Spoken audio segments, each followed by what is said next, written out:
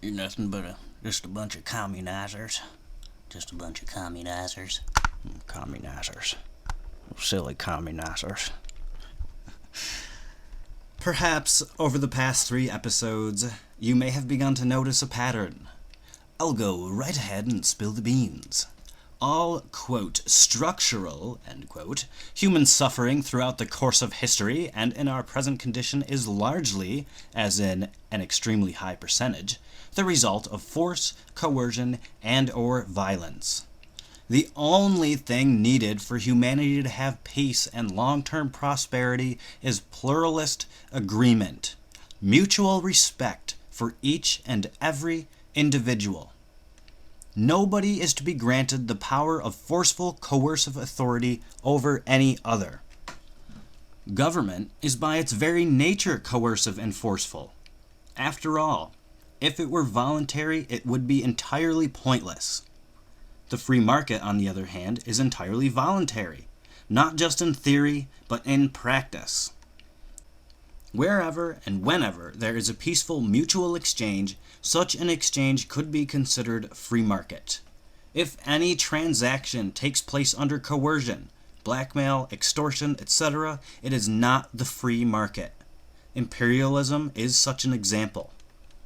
Despite this, however, there are those who claim that the market system is not voluntary and that it is by its very nature coercive.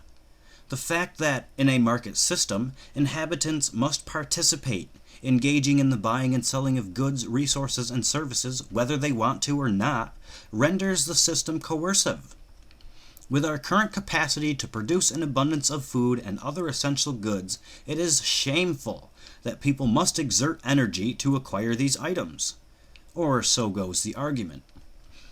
As a forewarning, this argument is one of the toughest that I have tackled, and I think that the reason is because of its imprecise and abstract nature. It has been difficult for me to nail down precisely what it is about the market system that so many deem to be coercive. Not only that, but putting forth a counter-argument to such an abstraction is nothing to sneeze at. I think I'll start with the entitlement presumption. The argument appears to imply that because an abundance, quote-unquote, of resources exists, the entirety of humanity is thence entitled to access those resources. But this is problematic on many fronts. In fact, I doubt I'll even be able to think of all the ways that this becomes problematic. For one, abundance is relative. While knowledge of this principle may be nothing new, it appears as though it has never been connected with the idea that we're entitled to said abundance. So I ask, at what point does something become abundant? A particular resource must be abundant in relation to the number of humans or even organisms who seek it out. So how is that decided? What is the magic ratio? Also, what of resources that are scarce? Who is allowed access to them if not the entirety of humankind? So I'm expected to just accept the idea that once we get to a certain ratio of, quote, needy humans to resource abundance, the entirety of humanity gains sudden and instantaneous access to a previously inaccessible resource? How can we be certain that resource allocation will be effectively managed under such conditions? And I'm sure this is going to be passed off as being decided by ultra-complex algorithms factored into the mix by a benign computer mainframe, at least in the case of the Zeitgeist movement. In all honesty, there are so many little tiny problems with communist and resource-based economies that I would never be able to discuss them all in their entirety, so I'll try to keep focused on the market is coercive discussion. It's just tricky to keep focused on it when the topic ultimately would invoke discussions on effective resource management in a quasi-utopian system. But I digress, because I can. So I've touched on the difficulties in defining abundance. Now let's turn our attention to the entitlement issue, or at least try, because I think that's what I tried to do before. See? So many issues pop up as problematic when discussing these ideas. There is so much that grabs my attention and prods me to dissect it that it becomes extremely difficult to maintain focus on one issue at a time. So, entitlements. Are we entitled to any resource that is abundant on the planet? For the sake of remaining on topic, we'll avoid discussing the issues with defining abundance. Yeah. So what does entitled mean? Are you entitled to having food delivered to your living room sofa?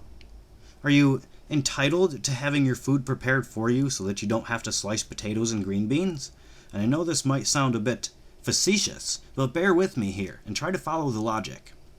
At what point does expending energy become coercive? If I'm understanding this right, the reason the market system is said to be coercive is because it means that one has to expend energy, aka work or labor, in order to acquire the means of survival. And because we already have the resources to go around, working for them is coercive. But we can never get away from the necessity of energy expenditure. It is inherent to life itself. There is not a single organism in existence that doesn't expend energy in its pursuit of survival, so there is no reason to assume that humanity could be any different. At this point, I hear the typical, "But humans have big brains and we can figure these things out." And yes, humans do have big brains that work in our favor, but we cannot violate the inherent laws of life and nature. We don't magically become entitled to the resources that exist. Instead, in a market system, we are allowed access to resources with much more ease. Even in a resource-based economy, it's much more easy to acquire resources. And the market doesn't make things free. It makes them readily available. All organisms must work, exert energy to attain the means of survival. Humans are not special in this regard. We're merely more capable. The reason the means of survival today are so abundant and available is directly attributable to the labor of those who work to produce and distribute them in some semblance of a market system.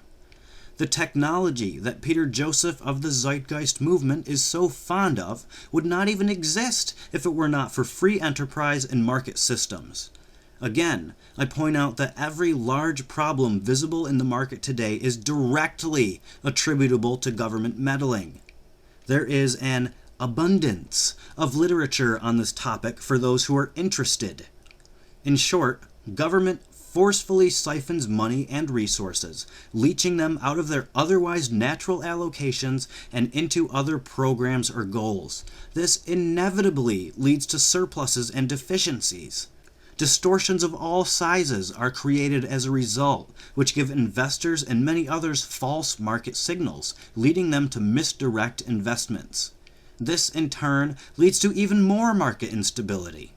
It all stems from government manipulation. It is also important to keep in mind that resources are limited.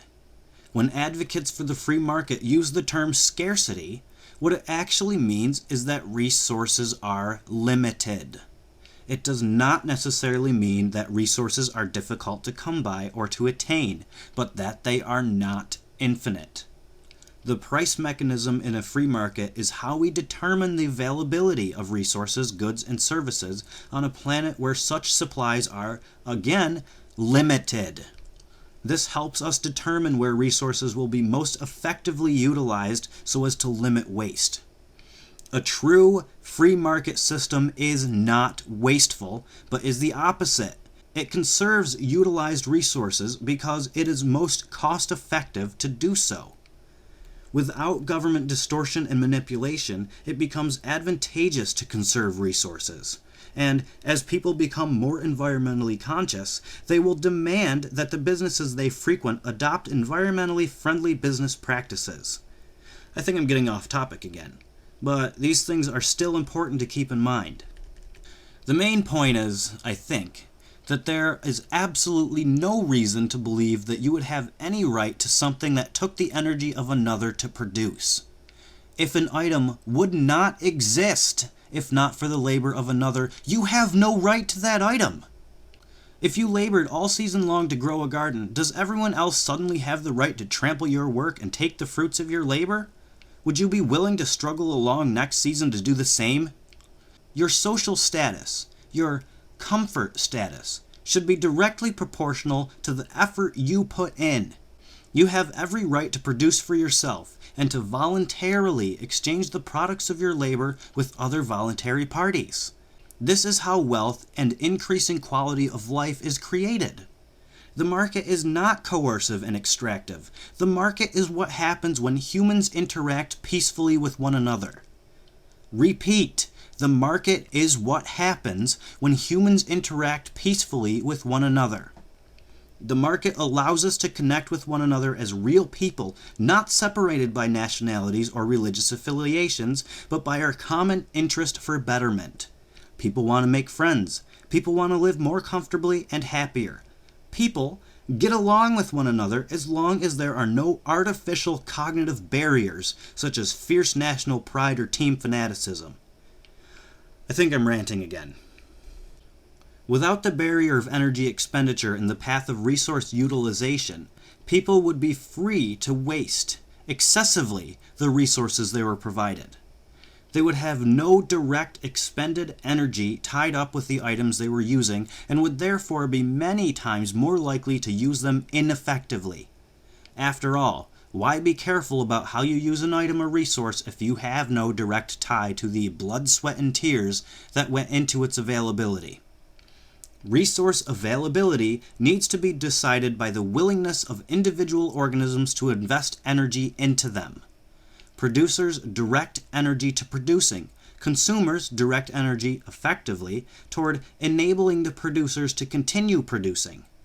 The energy the consumer invests is a signal to the producer that he or she is providing humanity with a valuable service. In a free market, the wealth of a business owner is directly proportional to the service that he or she has provided to humanity as a whole. You want the business owners to be wealthy in a free market. Without government intervention to distort the system, a business owner would only be able to become more wealthy by providing value to humanity. There is no other way. Also, the more successful the business becomes, the more difficult and precarious a market position the business owner holds. One wrong move could topple your market standing. The most successful, wealthy business owners would effectively become voluntary slaves to humanity, working around the clock to continue providing their various valuable services. In a free market, work, energy expenditure is the barrier to success. This is how it should be. Without labor of some kind, there would be no resources, goods, or services. Technology, mechanization should only serve to make resources cheaper, requiring less expended energy for their acquisition. A resource-based economy will inevitably collapse due to its own inability to efficiently allocate resources to those that would use them to the greatest effect. The effective result is that it would collapse under its own weight. To summarize, communists and Zeitgeistians believe that the market is coercive because we must exert energy in order to survive. But in that sense, the entirety of nature is coercive. There is not a single organism that can survive without expending energy, much less flourish. Even if all of our needs were provided for, humankind would still be inventing, learning, innovating, producing, and maintaining. That continued capacity for productivity would require a market of some kind in order to provide a method for its diffusion into society. A resource or communist-based economy necessitates the use of force at some point. This is because in order to ensure that nobody accumulates more resources than is, quote, necessary for survival, one must employ force. In Peter Joseph's vision, coercive force would be monopolized by the most scientifically literate or smartest people on Earth. This vision is extremely dangerous, and I can all but guarantee that their coercive authority would ultimately become exclusively centralized in the hands of a decreasing number, as history has demonstrated to be the pattern of political power. Concentrating power into the hands of those perceived, by themselves more than likely, to be the most intelligent and understanding is an incredibly horrible idea and would be utterly detrimental to the continued flourishing of pluralist human knowledge and understanding. Holy crap.